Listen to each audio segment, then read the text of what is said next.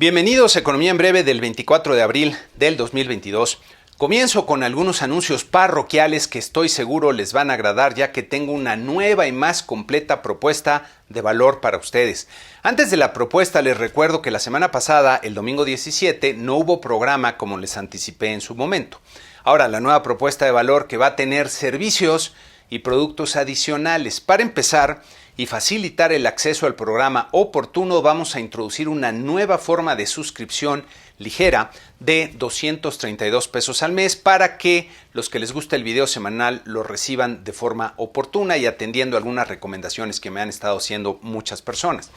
La siguiente modalidad es la suscripción básica con el precio actual que ya conocen de 464 pesos al mes y que incluye además el envío de un PDF con las gráficas de la semana para que las puedan usar en sus juntas o compartirlas con sus equipos de trabajo.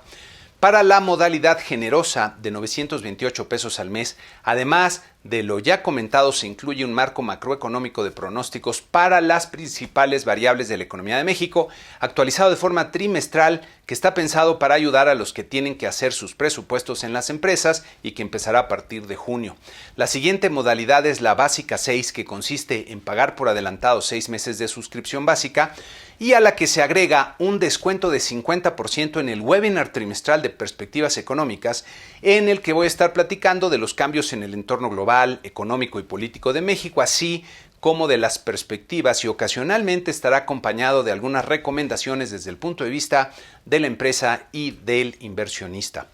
En la modalidad generosa 6 de 5,568 pesos por el pago adelantado de 6 meses, se incluye este webinar trimestral sin costo y un descuento de 50% en otros webinars que vendrán en un futuro cercano, como por ejemplo de finanzas para no financieros o de cómo utilizar el análisis macroeconómico para las decisiones de la empresa. Todavía estoy trabajando en varias ideas, pero espero que con esta nueva propuesta encuentren alguna opción que les sirva bien, y a los que no son suscriptores todavía los invito a suscribirse mandándome un correo a la dirección que tienen aquí. Esta semana, por cierto, voy a tener el primer webinar trimestral de perspectivas el miércoles 27 a las 6 de la tarde, que como pueden ver en este promocional, tendrá un costo de 3,000 pesos para el público en general, pero por esta ocasión, para todos los suscriptores con cualquier forma de suscripción nueva, el costo será de solo 500 pesos, por lo que si les interesa ver cómo son estos webinars y cuáles son las perspectivas actuales,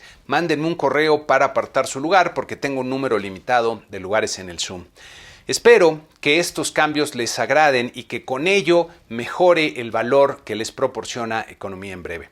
Pasando a los temas económicos, comenzamos con las cifras de producción industrial del mes de febrero, que pueden ver en este cuadro del INEGI. Es un dato de hace 2 semanas, de cuando no hubo programa. La actividad industrial se contrajo 1% real respecto a enero, lo que representa una mala noticia, aunque hay claroscuros en los sectores. Por un lado, las manufacturas crecieron 0.6% real y, como pueden ver aquí en esta gráfica, superaron ya los niveles prepandemia, lo que representa una muy buena noticia. En contraste, en una mala noticia, la construcción se contrajo bastante fuerte en 1.5% y, como pueden ver en esta gráfica, mantiene la tendencia descendente que se inició en septiembre del año pasado. Cabe notar que aunque las manufacturas son más relevantes en el corto plazo, ya que representan más de la mitad del total de la producción industrial, el comportamiento de la construcción tiene implicaciones para el futuro, ya que por un lado refleja las expectativas de las empresas y por otro es la que efectivamente se convierte en una mayor capacidad de producción en el futuro al tener más plantas, bodegas, fábricas, etc. Al interior de la construcción, la correspondiente a obras de ingeniería civil, que se refiere a los grandes proyectos como carreteras, puertos y plantas productoras de electricidad, se contrajo 4.4% en el mes, como vemos aquí, y está retomando su franca tendencia descendente iniciada desde el 2016, una muy mala noticia. El otro componente de la construcción es la edificación, que se refiere a viviendas, edificios de oficinas o centros comerciales, y como pueden ver aquí, también se contrajo de forma importante en 0.7%. Si nos preguntamos por qué está cayendo la construcción en el país, me parece que la respuesta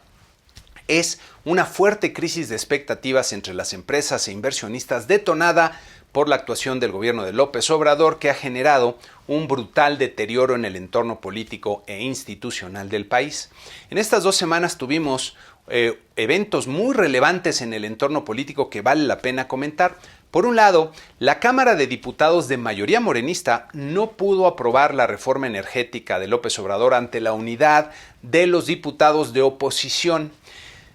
a pesar también de las fuertes presiones a las que fueron sometidos. ¿Por qué rechazaron la reforma? Porque ellos sí escucharon a todos los expertos que en el ejercicio de Parlamento abierto explicaron por qué los cambios propuestos no iban a producir los resultados que decían perseguirse y por el contrario iban a producir grandes perjuicios al país. Con ello, propinaron una fuerte derrota a Morena y al presidente que se sumó a la derrota que representó la consulta para la revocación del mandato, en la que a pesar de todos los esfuerzos, presiones de López Obrador y Morena que cometieron incluso múltiples delitos electorales de los que ellos mismos denunciaban cuando eran oposición en tiempos pasados, a pesar de todo el dinero que se destinaron y repartieron, solo lograron obtener 15.2 millones de votos, prácticamente la mitad de los que obtuvo el presidente en el 2018. La reacción de López Obrador y Morena ha sido virulenta y mafiosa, emprendiendo una campaña de linchamiento y odio contra los diputados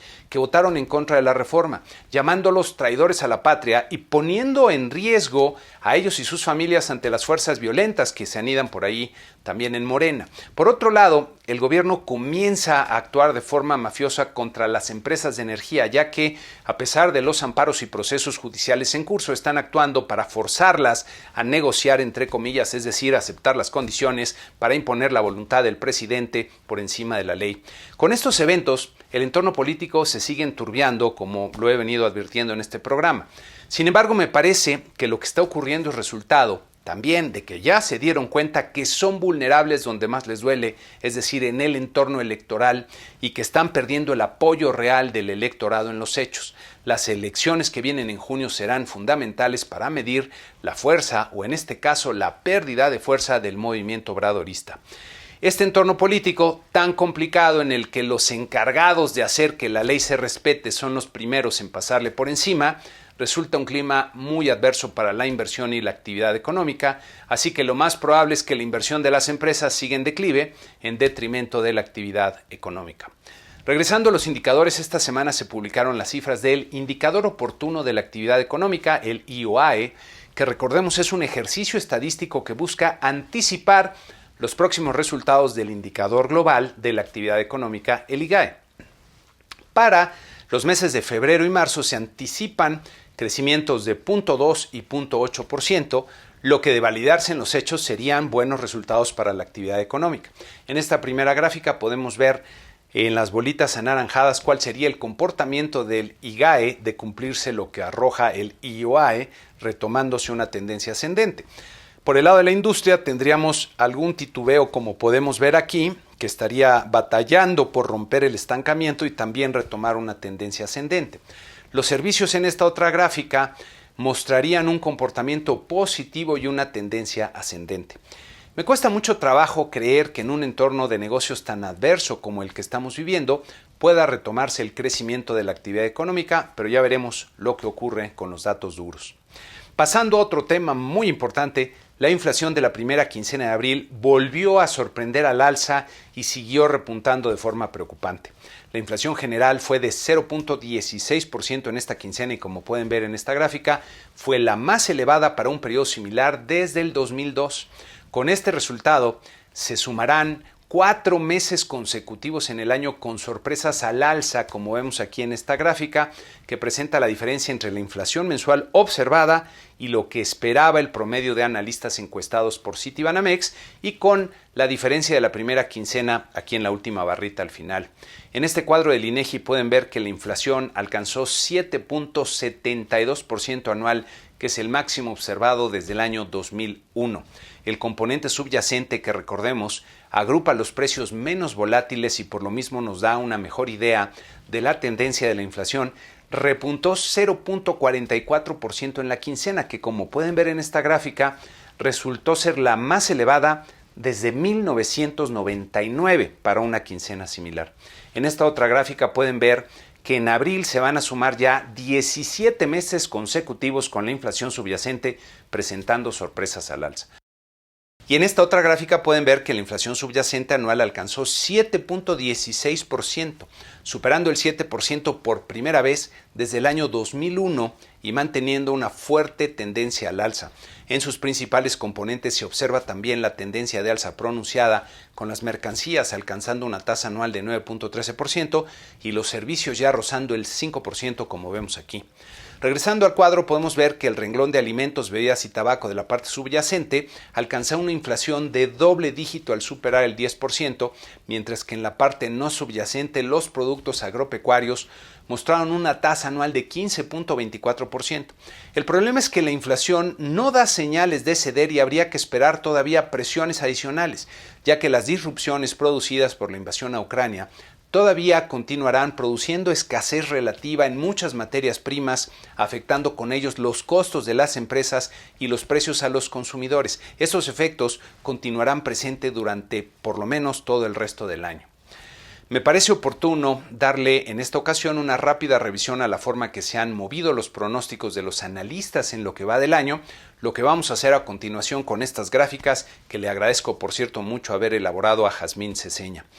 Empezamos con los pronósticos de crecimiento del PIB que se tenían a principios del año en el mes de enero. En el eje horizontal tenemos el pronóstico para el presente año y en el eje vertical el pronóstico para el 2023. Cada puntito es uno de los analistas encuestados por Citibanamex y el rectángulo oscuro que dice PEC se refiere al promedio de la encuesta Citibanamex. También estamos agregando los pronósticos que en su momento tenían tanto el Banco de México como el Fondo Monetario Internacional y la Secretaría de Hacienda, que por cierto, tardan bastante más en actualizar sus proyecciones. Así se veían las perspectivas para el crecimiento económico de México al inicio del año, con el promedio del mercado en 2.7% para el 2022 y 2.3% para el 2023. La Secretaría de Hacienda en el extremo más optimista, con pronósticos de 4.1 y 3.5%, que se anunciaron en los criterios generales de política económica para el 2022. Banco de México con pronósticos de 3.2 y 2.7%, de acuerdo con lo que publicaron en diciembre en su informe trimestral, y el Fondo Monetario Internacional con 2.8 y 2.7%, de acuerdo con lo publicado en su Panorama Económico Mundial de enero. Ahora vean cómo se mueven los pronósticos para febrero, comenzando a recorrerse hacia la izquierda, es decir, hacia un menor crecimiento para el 2022. Los pronósticos de Banjico, Hacienda y el Fondo no se mueven porque no hubo revisiones durante febrero. Para marzo, más movimientos a la izquierda, con muchos analistas ya por debajo del 2% y algunos en 1.5%, inclusive por abajo un poquito. Y con Banco de México revisando sus pronósticos también un poco. Ya para abril, el Fondo Monetario revisa también a la baja, lo vamos a comentar más adelante, al igual que la Secretaría de Hacienda en sus precriterios para el 2023, aunque Hacienda sigue siendo la más optimista y fuera completamente del resto de los pronósticos. Hay que observar un par de cosas. Primero, que varios analistas pronostican menos de 1.5% para 2022 y los más optimistas del sector privado están en 2.3%. Segundo, los pronósticos para el 2023 no se han visto tan afectados todavía, con el más optimista del sector privado pronosticando 3% y muchos pronosticando tasas por arriba del 2%. Me parece que el sesgo sigue inclinado notablemente a la baja y veremos nuevas reducciones en los próximos meses. Ya les decía que el entorno está muy complicado. Si regresamos a enero y pasamos las gráficas hacia adelante y hacia atrás para ver un par de veces, pueden ver cómo el movimiento se ha dado por completo en estos pronósticos. Ahora pasamos a ver los pronósticos de inflación que pueden ver en esta gráfica del mes de enero, en la que ya no incluimos Hacienda y el Fondo Monetario y en la que Banjico era el más optimista. El pronóstico de analistas estaba en 4.2% para 2022 y 3.7% para el 2023 y en general todos estaban bastante agrupados, la mayoría debajo del 4% para el 2023. Como dirían los clásicos, ¿qué tiempos aquellos cuando la inflación de 4% nos preocupaba? Para febrero las cosas empiezan a cambiar con los puntitos recorriéndose un poco a la derecha hacia una mayor inflación esperada para este año. Para marzo los pronósticos se mueven nuevamente a la derecha y hacia arriba, además de que se abre la dispersión, lo que ocurre como consecuencia del aumento de la incertidumbre producido por la invasión a Ucrania. Ya para abril y antes de conocer los resultados de inflación de la primera quincena, los pronósticos están mucho más abiertos y el promedio está en 6% para el 2022 y por arriba del 4% para el 2023, con los más pesimistas anticipando una inflación por arriba del 7% para este año. Banco de México en el extremo más optimista, algunos dirían menos realista, anticipando una inflación de 4.5% para el último trimestre del año, que por cierto no es estrictamente comparable con el resto de los puntitos, que son pronósticos para el cierre del año, pero es el pronóstico que presentan. Hay que notar que para el 2023 Banxico no se ha movido prácticamente nada respecto a la meta de 3% y me parece que esto es más por una razón de política monetaria, ya que si Banxico pronosticara una inflación cercana a la del promedio del mercado para el 2023, esto podría contribuir a desanclar las expectativas de inflación y a complicar el manejo de la política monetaria. Es por esto que siempre veremos a Banxico pronosticando inflaciones cercanas a la meta para horizontes de más de 12 meses. Si comparamos los pronósticos de enero con los de abril, notamos un aumento notable en los pronósticos de inflación, especialmente para este año, pero también para el 2023, cuando la mayoría de analistas anticipaba niveles por arriba del 4%, que es el techo del intervalo de variabilidad de la meta de inflación. El principal riesgo para la inflación actual es que las expectativas de inflación de mediano y largo plazo se desanclen, lo que implicaría que la inflación adquiere una inercia en niveles por arriba del objetivo que serían después muy difíciles de romper. Banco de México está actuando y seguramente seguirá subiendo sus tasas de forma decidida, pero enfrentan la misma dificultad de otros bancos centrales, es decir, el temor de que subir las tasas de interés demasiado rápido pueda frenar la reactivación. El problema es que si actúan con demasiada prudencia, entre comillas, y no lo hacen con la rapidez y firmeza necesarias, entonces las tasas aumentarán más lentamente, pero llegarán más alto y se mantendrán más elevadas por más tiempo. Desde mi punto de vista sería necesario ya una señal más firme, un aumento de 75 puntos base, con un mensaje de verdad firme en la siguiente decisión, pero la mayoría de analistas anticipa 50 puntos base y los miembros de la Junta muy probablemente se inclinarán por actuar con prudencia. Si estamos viendo que ya revivió el dinosaurio de la inflación como no se había visto en 2 décadas en México, sería bueno sacar la artillería pesada en la política monetaria porque la prudencia, para ver si de verdad tiene hambre o viene en plan amigo, nos puede salir muy cara. En Estados Unidos también se observaron las fuertes presiones en la dinámica de los precios, con la inflación al consumidor alcanzando una tasa anual de 8.54%, la más alta que se ha observado desde 1981. Por el momento, la economía estadounidense sigue creciendo a buen ritmo, como se aprecia en el caso de la producción industrial en esta gráfica, que creció 0.9% mensual en marzo y con la utilización de la capacidad instalada repuntando para alcanzar un nivel de 78.3%, como vemos aquí. El problema para Estados Unidos y también para nosotros es que la Reserva Federal tendrá que apretar el ritmo de incremento en sus tasas de interés para contener la inflación, lo que conlleva dos riesgos importantes. Uno es propiciar ajustes abruptos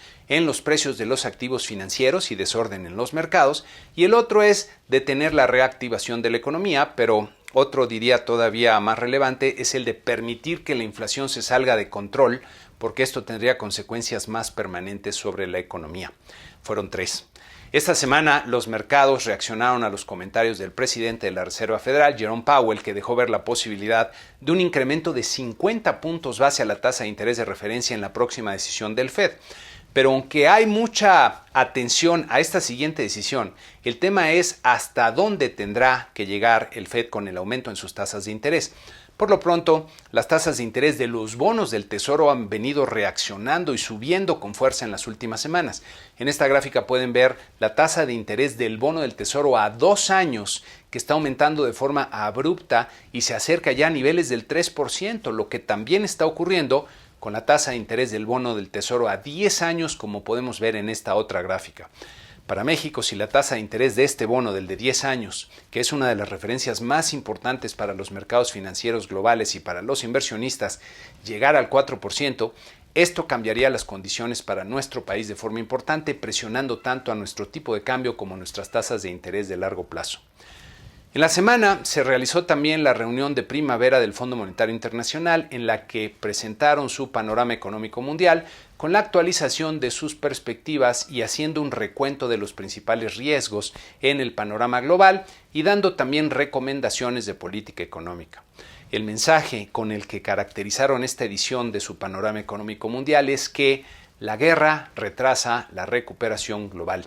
En este cuadro pueden ver la revisión que hacen a sus pronósticos de crecimiento económico, destacando bajas casi generalizadas para el 2022, con un recorte de 0.8 puntos porcentuales para el crecimiento mundial y destacando las revisiones a la baja para Alemania, Italia, España, Japón, Reino Unido, India y desde luego México. Respecto al documento, el fondo destaca los grandes riesgos que siguen inclinados a la baja en la actividad económica, como el empeoramiento de la guerra, mayores tensiones sociales, resurgimiento de la pandemia, que empeore la desaceleración en China, un aumento en expectativas de inflación de mediano plazo, tensión extendida por la deuda de varios países, deterioro más amplio en el ambiente geopolítico y la emergencia climática en marcha.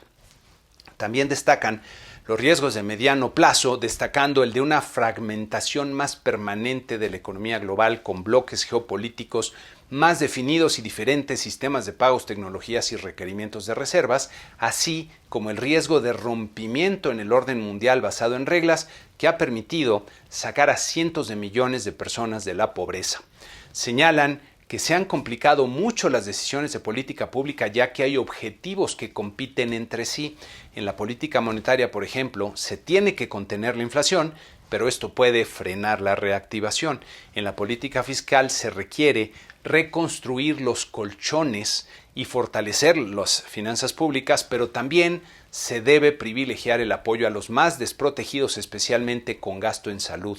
Se pone especial énfasis en la discusión sobre la inflación y en la necesidad de combatirla con decisión, aplicando las medidas de política monetaria que se requieran, incluso subiendo las tasas de interés por encima de su nivel neutral por el tiempo que sea preciso, por cierto, señalando la dificultad que tiene identificar cuál es la tasa de interés neutral en cada país. Mencionan que al subir las tasas de interés y apretarse los mercados financieros, esto presionará a los países y agentes endeudados. Presentan recomendaciones entre las que destacan las que hacen a los bancos centrales para comunicar con claridad tanto los determinantes de la inflación como las guías futuras de sus acciones de política monetaria. A las autoridades financieras recomiendan endurecer o fortalecer las medidas macroprudenciales que se refieren, por ejemplo, a la cantidad de reservas que deben tener los bancos o a los parámetros para evaluar los riesgos de crédito y de mercado. A los agentes económicos endeudados, empresas o países,